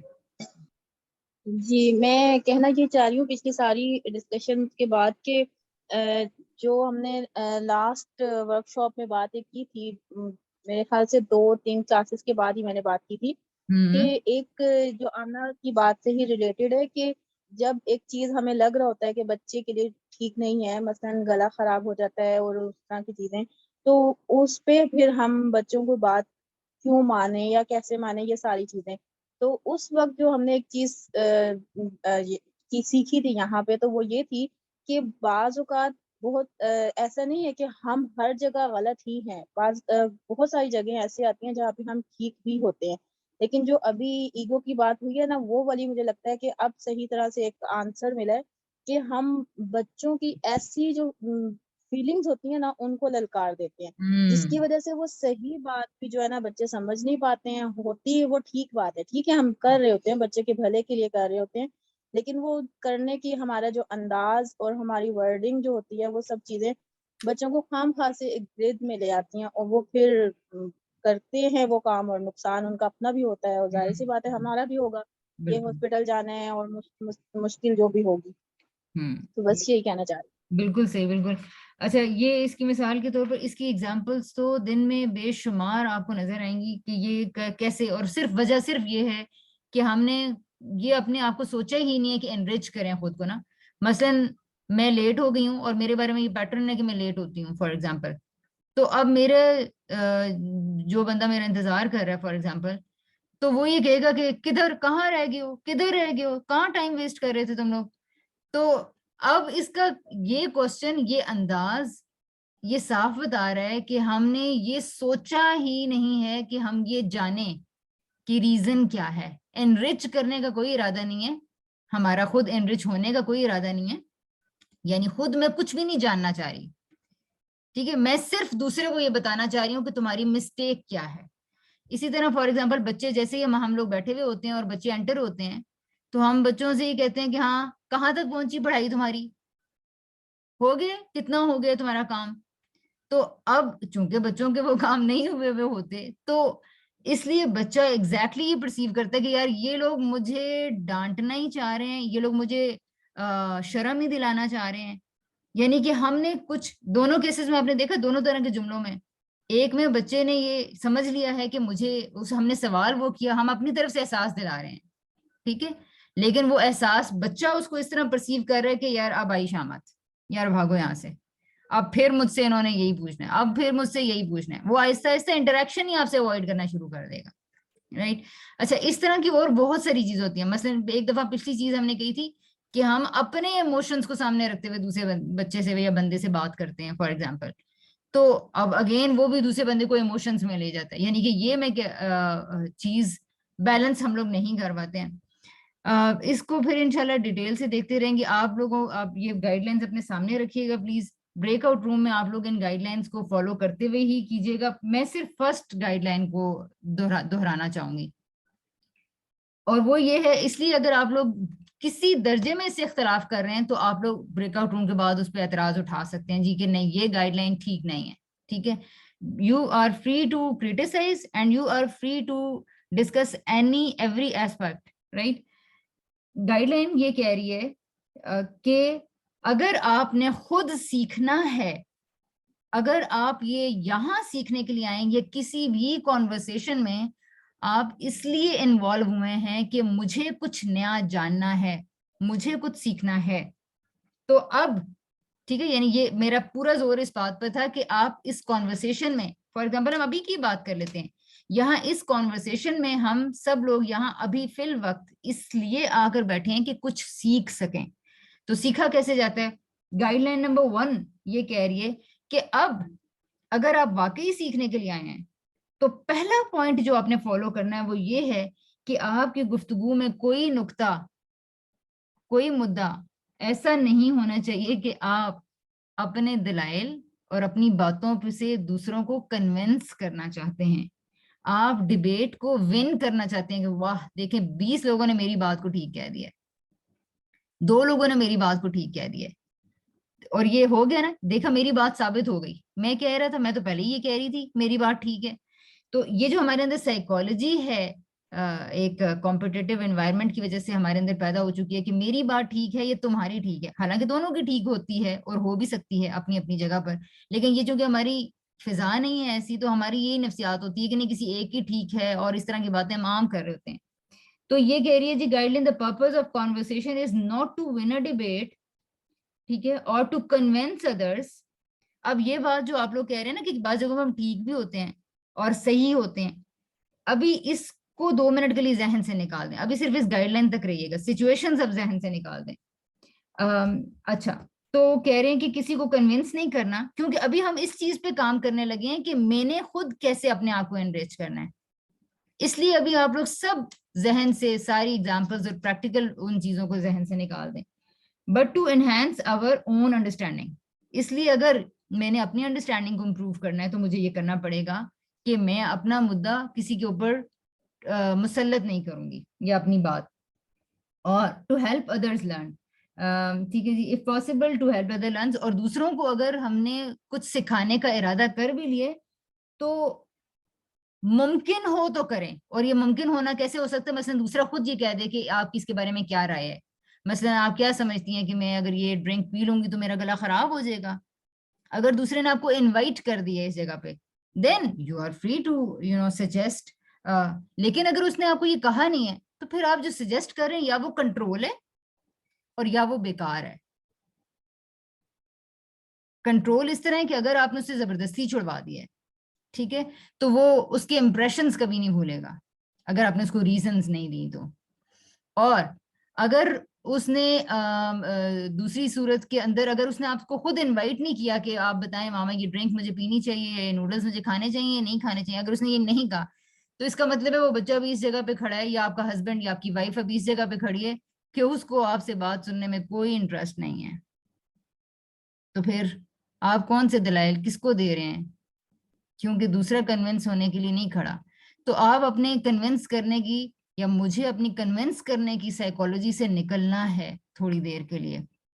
But it can be a good stance कि मैं ये कहूँ कि आप ये क्यों पीना चाह रहे हो, आपको पता है इसके बाद क्या होगा, पिछली दफा आपका गला खराब हुआ था तो आपको कितनी पेन हुई थी, फिर मुझे आपको इतनी ज्यादा वो डॉक्टर के पास किस तरह लेके जाना पड़ा था, उस सूरत में याद है क्या हुआ था, मेरा ऑफिस भी मिस हो गया था, फिर हम लोग लेट घर पहुंचे थे, आपका एग्जाम भी था, यानी you can put many questions और बस आप उसके बाद छोड़ दें। उसके बाद भी अगर वो बच्चा ये करना चाह रहा है तो ये कोई ऐसी बड़ी बात नहीं है। फॉर एग्जाम्पल अगर उसका गला एक बार और खराब हो जाए तो ठीक है, लेकिन अगर आप जबरदस्ती कंट्रोल करने की सूरत में तो वो बार बार वो गलती करता रहेगा। तो ये जहन में इसको रखना है जी। दूसरी बात बहुत सिंपल सी बात है कि जितनी तवज्जो दे सकते हैं दीजिए। उस तवज्जो देने में अगर आपके हाथ में फॉर एग्जांपल सेल फोन है तो उसको रख दें, आपके सामने बुक्स हैं तो 2 मिनट उसको साइड पे रख दें, चीजें हैं तो उन्हें छोड़ दें और पूरी तवज्जो के साथ उसकी तरफ डायरेक्शन करके आई कांटेक्ट करके दूसरे की बात सुन लें। माइंडफुल रहें इस पर्पस के साथ कि आपने उसकी बात सुननी है और रिस्पॉन्ड नहीं करना बल्कि समझना है। मसलन अभी इसी एग्जांपल को ले लेते हैं कि वो आपको ये जवाब देगा कि इसलिए कि मैं पीना चाहती हूँ ना। मसलन मैं अपनी बेटी से अक्सर पूछती हूँ जब वो जंक फूड खा रही होती है, मैम आप क्यों खाना चाह रही हो ये? मामा बस मैं खाना चाहती हूँ ना, मामा मुझे अच्छा लगता है ना। ठीक है, अब वो मुझे, अब मैं इस बात पे भी खुश होती हूँ कि thank God she is telling me the reason. ठीक है, वो ये नहीं क्या है और पर अब मैं जब, लेकिन होता क्या है कि वैसे आज सुबह टेबल पे नाश्ते में वो था जूस था, तो अब मैंने वो पिया। आप पियेंगी मामा? मैं जग से आपको जूस डाल के, उसने मुझे डाल के दिया तो मैंने कहा नहीं मैंने नहीं पीना ना। तो फिर मैंने एक सिप लिया तो कहती है मामा इसमें तो शुगर थी, मामा आपने, आपको अब मीठा अच्छा लगना शुरू हो गया। तो मैंने कहा इसको मेरे बारे में कितना पता चल चुका है कि ये चीजें जी नुकसानदेह है मामा, ये मीठा था मामा, ये इसमें शुगर थी। तो इसका मतलब है कि वो मेरे बारे में आज कंसर्न हो गई है तो लामहला 1 2 3 सालों के बाद वो अपने बारे में भी इससे ज्यादा कॉन्शियस होना शुरू हो जाएगी। But let the things be happen, time देना पड़ेगा उन्हें। तो और बहुत आसानी के साथ आहिस्ता आहिस्ता ये चीजें हो जाती हैं अगर उसमें टेंशन ना क्रिएट की जाए तो। बहरहाल जी, अच्छा फिर तीसरी चीज है जी कि अपनी फीलिंग्स से अवेयर रहें कि आप कहीं डिफेंसिव तो नहीं होना शुरू हो गए। ठीक है, गुफ्तगू के दरमियान जजमेंटल तो नहीं होना शुरू हो गए। जजमेंटल का एक हिस्सा यही है कि आपने खुद से समझ लिया है कि मिसाल के तौर पर ये मुझे यही कहना चाह रहा है, ये मुझे इंसल्ट ही करना चाह रहा है, दोबारा मुझसे यही पूछ के यही कहना चाह रहा है। मसलन बच्चों का अब ये बन चुका है मिजाज कि अगर आप उसे ये कहेंगे कि आप कहाँ जा रहे हैं तो उसको लाजिम अपनी हिस्ट्री की वजह से ये लाजिम समझेगा कि माँ मुझे रोक ही रही है जाने से। ठीक है, ये देख लें ये कितनी संजीदा, कितनी संगीन बात है ना ये। मतलब मैं ये जानना, मैं ये जानना चाह रही थी, सिर्फ मुझे ये पता चल जाए कि मेरा बेटा इस वक्त साइकिलिंग करने के लिए कौन सी जगह पे जा रहा है। लेकिन हम पेरेंट्स की हरकतें ऐसी हैं। एंड सेम वे बीवियां जब शौहरों से पूछती हैं आप कहाँ जा रहे हैं, आप कब आएंगे वापस, तो हस्बैंड एक ना भागने की सी करता है कि यार अब ना अब जो उनसे दोबारा इंक्वायरी शुरू हो जाएगी और मैंने इतने बजे वापस आना है या मैं यहाँ जा रहा हूँ या इधर। तो खुद से हमने ये, अब ये क्योंकि पैटर्न इस तरह के बन चुके हैं तो आहिस्ता आहिस्ता हमने उन चीजों को थोड़ा सा अपनी जिंदगी से निकाल के बेहतर करने की कोशिश करनी है। जजमेंटल अच्छा नहीं होना, और ये इस वजह से मैंने लेकिन बच्चों के या आपके एड्रेसी के पॉइंट ऑफ व्यू से बात लेकिन इसमें कर दी है। ठीक है जी, अगर आप ये होना शुरू हो गए कि आप जजमेंटल हो रहे हैं फॉर एग्जांपल, तो आपने लाजिम तौर से ये करना है कि आप अपने आप को लर्निंग मोड में वापस, लर्नर्स मोड में वापस लेके आए कि मैं तो कुछ जानना चाह रहा था बच्चों की बात से, बीवी की बात से, शोहर की बात से, मैं कुछ जानना चाह रही थी, मुझे पता चले ये सोचता कैसे है, इसका स्टाइल क्या है, ये क्या समझता है जो इसी तरह बार बार रिएक्ट करता है। कुछ सालों से पैटर्न्स बने हुए होते हैं और वो हमने गुफ्तगू में आप आम सुना होगा कि जी मैं हर बार हस्बैंड कहता है कि इसको 1000 बार ये बात समझाइए लेकिन जी इसको बेगम को बात मेरी समझ में ही नहीं आती। सेम वे बीवियां भी ये बात कर रही होती हैं कि मैंने इनको 10 बार ये कहा है कि ये वाला काम ना करें, ये वाला काम ना करें, लेकिन वो फिर वही करते हैं। हमने क्या कभी सोचा है कि इस सिचुएशन के पीछे रीजन क्या है? ठीक है, स्किल को प्रैक्टिस करने से आपके सामने खुद ब खुद ये बातें खुल के सामने आना शुरू हो जाएंगी। फिर जी एक और बहुत बड़ा मसला सबका जो कॉन्वर्सेशंस में प्रॉब्लम पैदा करता है, 4th पॉइंट, कि हम ये करते हैं जी कि दूसरों की गुफ्तगू क्या अहम होगी। मसलन ये छोटा है, ये इमेच्योर है, इसका एक्सपीरियंस कम है, इसका नॉलेज कम है, ये स्टेटस में मुझसे छोटा है, ये रैंक में मुझसे छोटा है, तो या मुकाम में मुझसे छोटा है, किसी भी तरीके से हम दूसरों के बारे में ये समझ रहे होते हैं कि ये जो पर्सन बात कर रहा है ये वो इतनी अहम बात नहीं, इसलिए बहुत ज्यादा तो लैक यहाँ पर आ जाता है ना। मसलन अगर मैं सेब नहीं खाती और कोई मुझे बार बार कह रहा है कि सेब खाओ, तो अब मुझे चूंकि मैंने ये जहन बना ली, इसकी बात कोई इतनी अहम नहीं, ये कौन सा न्यूट्रिशनिस्ट है जो मुझे ये कह रहा है कि सेब खाओ या कह रही है। तो अब मैंने जहन में पहले से उस पर्सन के बारे में कुछ अपने आइडियाज सोचे, मैं इसकी बातें कोई इतनी अहम नहीं है। जब तक आप इस फिलॉसफी पे खड़े हैं कि क्या ये बंदा नया बात कर देगा, क्या ये बंदी नई बात कर देगी, इसकी बात कहाँ से अहम है या हो सकती है, मेन प्रॉब्लम आप देखेंगे वहीं से स्टार्ट हो जाता है। 10 साल हो चुके होंगे हमारी, हम लोग सारे यहाँ मेच्योर लोग हैं, चंद लोगों को छोड़ के, शादियों को इतना टाइम हो चुका है, कुछ चीजें जिंदगी में बिल्कुल वैसी की वैसी रहती हैं, उन चीजों पे काम नहीं हो रहा था। वजह यह है कि हमने ये सोचा नहीं है कि ये बात, इसके पास कोई अहम बात है जिस पे सोचना चाहिए। तो हम अपने आप को अनलॉक ही नहीं करते किसी तरीके से, ये सोचते ही नहीं है कि यार इसमें क्या इंपॉर्टेंट है, इसलिए सुनते भी बेदहानी के साथ हैं। तो ये अपने जहन में लोगों के बारे में एक नई कंस्ट्रक्शन डेवलप करना शुरू करेंगे हम यहाँ इस वर्कशॉप के दौरान, और आप इसको खुद देखेंगे, आपको ये अंदाजा होना शुरू हो जाएगा कि दूसरा पर्सन जो बात कर रहा है वो इम्पोर्टेंट थी, लेकिन ये तभी आपको पता चलेगा जब पहले से आपने जहन में सोचा होगा कि दूसरों के पास आप ये ज्यूम करें कि कुछ चीजें इंपॉर्टेंट हैं, कोई बात अहम है, जो भी ये बात, तभी तो वो बात करना चाह रहा है, ये तभी तो वो आपके सामने बार बार यही पॉइंट रखता है, क्योंकि उसके नजदीक वो बहुत अहम है। तो ये बात समझनी है, जो इंसान बार बार बात कर रहा होता है वहां पे इस पैटर्न को पहचानना बहुत ईजी होता है। ठीक है जी। हाँ, मैं ये पूछना चाह रही हूँ कि अच्छा ब्रेकआउट रूम इसके बाद होने? हाँ, इसके बाद होने, क्योंकि ये गाइडलाइंस मुझे भी ख्याल आया कि मरियम फर्स्ट टाइम आई है, फाइजा फर्स्ट टाइम आई है और तैयबा अतहर फर्स्ट टाइम आई है। तो हम ये चाह रहे हैं कि ये गाइडलाइंस जहन में हल्की सी रह जाएं, ताकि आप फिर इन गाइडलाइंस को कंसिडर करते हुए ब्रेकआउट रूम में डिस्कस। बहुत ज्यादा स्टफ नहीं हो जाएगा फिर आज डिस्कस करने के लिए? इतना एनफ नहीं है? नहीं, इसके ऊपर आपने डिस्कशन नहीं करनी है, डिस्कशन आपने सिर्फ एक पॉइंट पे करनी है। अच्छा, तो पिछली स्लाइड थी ना, ब्रेकआउट रूम में सिर्फ एक पॉइंट डिस्कस करना है, आर्गुमेंट या डिबेट विन नहीं करने की कोशिश करनी, वो उसमें हाँ, वो क्वेश्चन काफी सोचने पे आपको मजबूर करेगा थोड़ा सा उसको। हाँ, वो एक ही क्वेश्चन है, मैं अभी आपको सामने दोबारा ले आती हूँ। ठीक है, इसलिए मरियम जो आप लोग जो नए लोग हैं ना, आप लोग ये समझ में जहां भी आपको मुश्किल हुई तो आप पूछ लीजिएगा, ठीक है। और अगर किसी की बात आपको समझ में ना आए तो सवाल दोहरा के पूछ लीजिए, किसी का पर्सपेक्टिव समझ में नहीं आ रहा तो आप सवाल कर सकती हैं ताकि आपकी गुफ्तगू आगे चली जाए। इसी तरह एक और ये है गाइडलाइन, ये है कि जिसको हम ये अभी डिस्कस कर चुके हैं कि अगर आप किसी की खुद से किसी की नीयतें ना उसके अंदर घर लें कि ये बात ही इसीलिए कह रही है, ये बात ही मुझे नीचे ही दिखाने के लिए कह रही है, इस तरह खुद से लोगों की बातों के अंदर अपने इंटेंशंस नहीं डालें। इसी तरह कोशिश अगर कर सकते हैं तो ये समझें कि ये लाजिम तौर पर, लाजमन ये बेहतरी बात मुझे कहना चाह रहा होगा मेरे इर्द गिर्द के जो लोग हैं।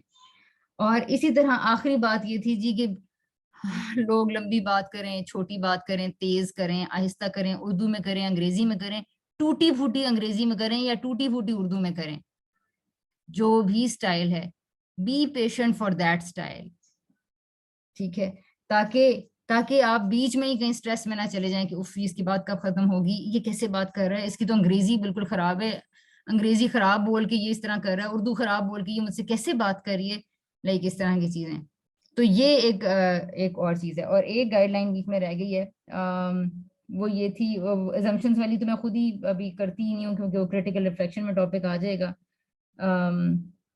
हाँ, दूसरों की बात और दूसरों के मुद्दा अगर आप समझ रहे हैं तो कोशिश करें कि उनकी बात को, अगर आप इख्तिलाफ करें या तायीद भी करें, तो उनके सामने उनकी बात को अपने लफ्जों में दोहरा दें कि क्या आप यही कहना चाह रहे थे। बस अब आपको उससे काफी सारी मालूमात मिल जाएंगी। ठीक है, ये क्लियर हो गया? समझ में आ गई ये बात कि अगर किसी की बात आपको लग रहा है ना किसने ये बात कही है, तो बजाय इसके कि आप अभी गुस्से में जाना शुरू कर दें या अभी आपके अंदर कोई जज्बात आने शुरू हो गए, तो उससे पहले अपने आप को कोशिश करें कि आप ना ये कर लें कि आप क्या ये कहना चाह रही थी मुझे, पूछ लें आप क्या ये समझाना चाह रहे हैं मुझे। तो दूसरा कह देगा या हाँ, या कह देगा या ना, या कह देगा कि हाँ ये भी और ये भी, ठीक है, या कह देगा नहीं ये वाली बात नहीं और ये वाली बात, इस तरह से। तो ये बहुत ही हेल्पफुल रहेगा इंशाल्लाह। ठीक है जी, ब्रेकआउट रूम्स में प्लीज इन गाइडलाइंस का ध्यान रखिएगा, आपने कॉन्शियस रहना है। आप अपने साथियों को कह सकते हैं ब्रेकआउट रूम शुरू होते ही कि आपने, अगर मैं किसी गाइडलाइन को फॉलो नहीं कर रहा तो आपने जी मुझे प्लीज हेल्प करनी है, मुझे रिमाइंड करवा देना है, ठीक है? ओके, अपना अभी आपके सामने एक स्क्रीन आएगी, प्लीज उसको आप लोग ज्वाइन कर लीजिएगा, तो आप लोग ऑटोमेटिकली ब्रेकआउट रूम में एंटर हो जाएंगे। और फिर उसके बाद एक टाइम जब आपका खत्म हो जाएगा तो आप वापस आएंगे, तो वहां पर आप लीव कर दीजिएगा, तो आप ब्रेकआउट रूम से वापस आ जाएंगे। डिस्कशन वाली स्लाइड प्लीज एक दफा दोबारा शेयर कर दें। मैं दोबारा शेयर कर देती हूँ।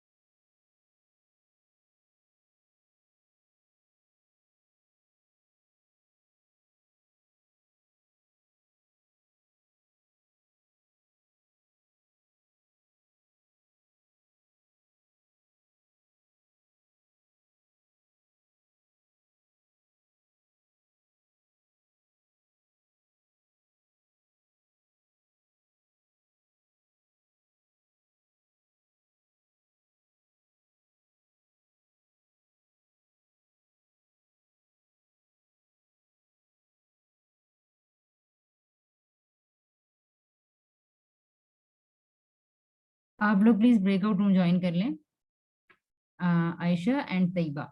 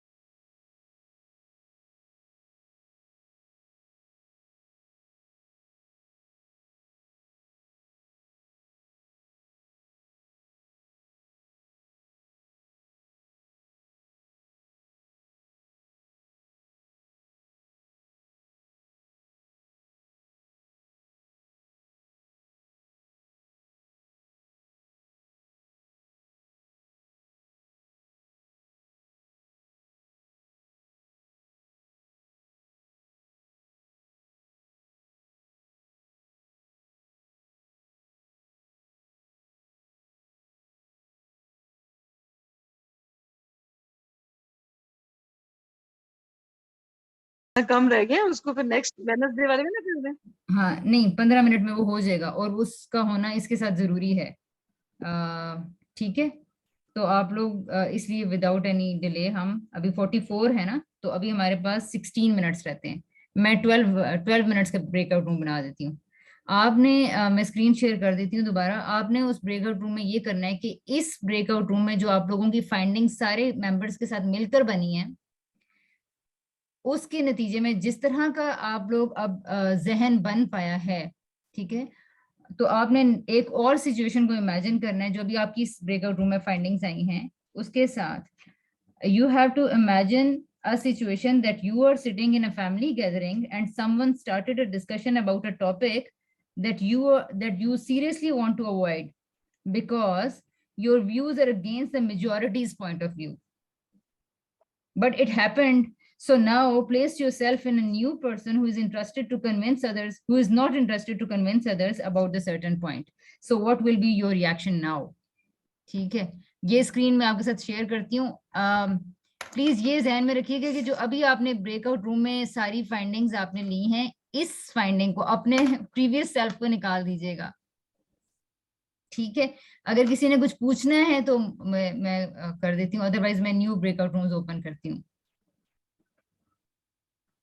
12 मिनट। मुझे कुछ समझ नहीं आई वैसे खास। आपको समझ में नहीं आई? इस ब्रेकआउट रूम्स की जो फाइंडिंग्स हैं वो अपने अपने पॉइंट लिखे होंगे अपने पास यकीनन, ठीक है, या आपका एक जहन बना होगा, एक तासुर बना होगा।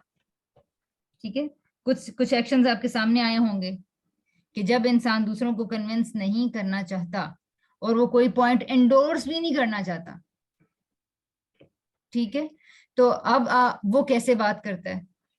सब लोगों ने अपने अपने पॉइंट ऑफ व्यूज दिए, आप लोगों ने डिस्कस कर लिया, ठीक है। अब आपके जहन में एक जो सर्टन 1 या 2 पॉइंट्स आगे होंगे, उस जहन को लेकर आपने ब्रेकआउट रूम में चले जाइए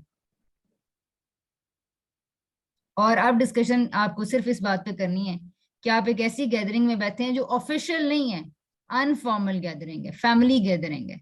वहां पे लेकिन किसी ने एक ऐसी गुफ्तगू शुरू कर दी है जिसपे आप बात नहीं करना चाहते, जो आपको अच्छी नहीं लगती, और वजह यह है कि आपका point of view majority point of view से डिफरेंट है, तो आप इसलिए अवॉइड करते हैं कि इस टॉपिक पे तो ना ही बात हो। लेकिन आप ये इमेजिन कर चुके हैं कि मुझे तो ना कन्विंस करना है, ना मुझे एंडोर्स करना है, ना मुझे एम्फेसाइज करना है, ना मुझे डिबेट विन करनी है, और उस सूरत में एक इंसान किसी और तरीके से बात करता है जो अभी आप लोगों ने इस ब्रेकआउट रूम में अपनी फाइंडिंग बनाई है, तो अब आप उस गैदरिंग में किस तरीके से बात करेंगे, आपका एक्शन क्या होगा? सिद्रा, मैं कुछ समझा पाई हूँ?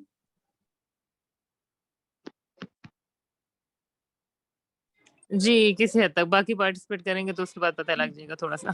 हाँ बिल्कुल ठीक है। आप लोग प्लीज जल्दी से ब्रेकआउट रूम ज्वाइन कर लीजिएगा ताकि टाइम जो है हमारा वो ना हो।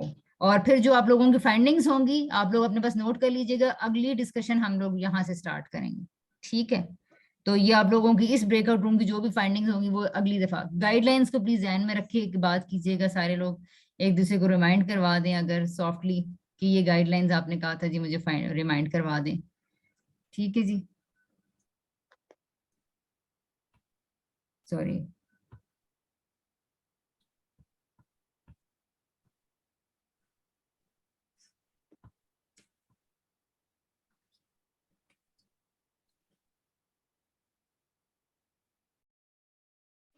कैसे ज्वाइन करना है?